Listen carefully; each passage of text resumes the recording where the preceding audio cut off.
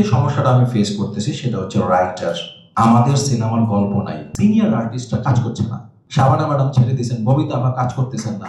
এইটা যদি ফিক্সড করতে না পারেন, আমাদের কপি সিনেমা ওই থেকে চক্কর থেকে আমরা বের হতে পারবো না। আমি জানি না আসলে এই দায়িত্বটা কে নিবে। সিনেমা বানাতে গিয়ে ধরেন আমি কি সমস্যা আসলে ফেস করতেছি। প্রথম যে সমস্যাটা আমি ফেস করতেছি সেটা হচ্ছে রাইটার। আমাদের সিনেমার গল্প নাই। আমাদের বাংলাদেশের সিনেমা ভারতের সিনেমা থেকে অনেক কাছাকাছি, কিন্তু ভারতের মধ্যে তো মালায়ালাম বিভিন্ন ধরনের ছবি বানাচ্ছে, তামিল এক ধরনের ছবি বানাচ্ছে, কলকাতা এক ধরনের ছবি বানাচ্ছে। বাণিজ্যিক সিনেমা হবে, সেটা কোনো সমস্যা নাই, কিন্তু বাণিজ্যিক সিনেমার মধ্যে তো একটা গল্প থাকতে হবে, যে গল্পটা আমাদের। এই আমাদের গল্প লেখার রাইটারটা কোথায়? এখানে সটকু ভাই আছেন, জাকির হোসেন রাজু স্যার আছেন, এটা মোস্ট সিনিয়র। আমি জানি না আসলে এই দায়িত্বটা কে নিবে, কিন্তু নতুনরা কি আসলে সিনেমা রাইটার হইতে চায়? বাংলাদেশে যদি কোনো লেখককে আমি জিজ্ঞেস করি তুমি কি বড় হয়ে কি হইতে চাও, ছোট ছেলেকে, ও কি কোনোদিন বড় হয়ে বলবে আমি বড় হয়ে সিনেমা লিখতে চাই?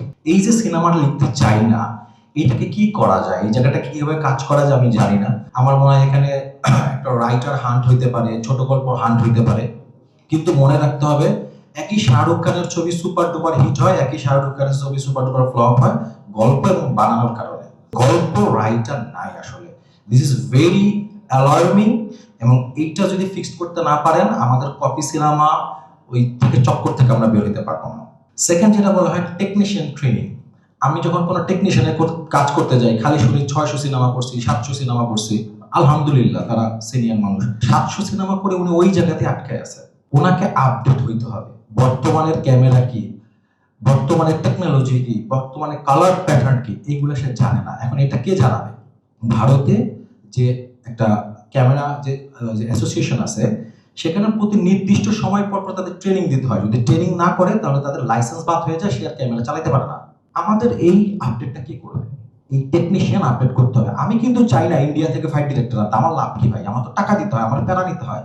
কিন্তু আমি যখন পাই না, তখন আমি কি করবো? কারণ আমার যে দর্শকটা সিনেমাটা দেখতেছে, ও তো এনিমেল যেমন দেখতেছে, ও দেখার সময় কিন্তু এটা ভাবে দেখবে না যে আরে বাংলাদেশ আমার নিজেদের সিনেমা, আমাদের টেকনিশিয়ান নাই, না। সো এই টেকনিশিয়ানদের ডেভেলপ করতে হবে, ট্রেনিং দিতে হবে, এবং ট্রেনিং না দিলে কাজ করতে পারবে না, সমিতির মেম্বার থাকতে পারবে না, কিছু একটা করতে হবে। যেভাবে ইন্ডাস্ট্রি আগায় যেতেছে, এভাবে যদি আমরা না গাই, তাহলে 500 সিনেমা করছি, 700 সিনেমা করছি, ওই গল্প ঘুরতে হবে, আগানো যাবে না। একটা বড় সমস্যা আমি ফেস করতেছি, এটা সমাধান আমি জানি না। সিনিয়র আর্টিস্টরা কাজ করছে না। আমার সর্বশেষ সিনেমার জন্য আমি আলমগীর ভাইয়ের ফোন করলাম, উনি বললেন যে হিমেল আমার শরীর ভালো না। আফজাল ভাইয়ের ফোন করলাম, একটা ইন্ডাস্ট্রি, আমাদের ইন্ডাস্ট্রি কমল হাসান কই, রজনীকান্ত কই, অমিতাভ বচ্চন কোথায়? শাবানা ম্যাডাম ছেড়ে দিয়েছেন, ববিতা আপা কাজ করতেছেন না। শুধু হিরো হিরোইন থাকবে, বাবা মা থাকবে না, দাদাদের থাকবে না আমাদের সিনেমায়। কোথায় তারা? কোন সিনিয়র আর্টিস্টরা কাজ করতে চাচ্ছেন না। কেন চাচ্ছেন না আমি জানি না। কারো হয়তো ব্যক্তিগত, কেউ হয়তো ভাবছেন কিভাবে কাজ করে, কেউ হয়তো কাজ করে যে আশা নিয়ে কাজ করতেছিলেন সেই আশাটা পাচ্ছেন না।